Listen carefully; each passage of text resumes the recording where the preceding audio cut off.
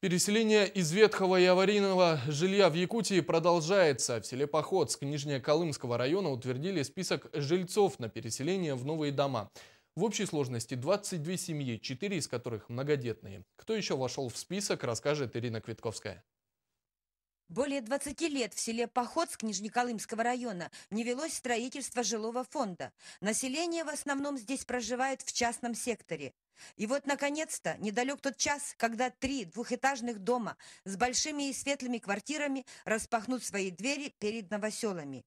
А все началось с того, что в 2012 году администрация муниципального образования село Походск разработала муниципальную адресную программу по переселению граждан из аварийного и ветхого жилья. В феврале 2014 года начала работу строительная бригада ЛДК «Диамантр» с города Якутска. Построены 3 двухэтажные дома, 2 из них семиквартирные. На данный момент жила 32 года, можно сказать, вот в этом доме.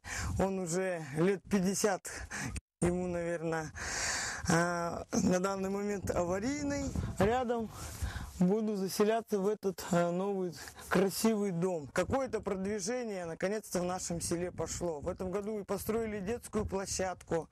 В спортзале нашем сделали капитальный ремонт. Счастливыми владельцами нового жилья станет 22 семьи. В их числе 4 многодетных семьи, одинокие инвалиды, люди преклонного возраста.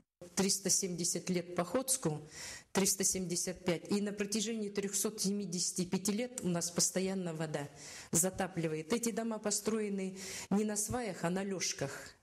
Это строили наши деды, отцы. И вот все, что вот после них осталось, это уже приходит в негодность. Как отмечают сами жители села, строительство новых многоквартирных домов – событие большое не только для новоселов, но и для всех жителей Наслега.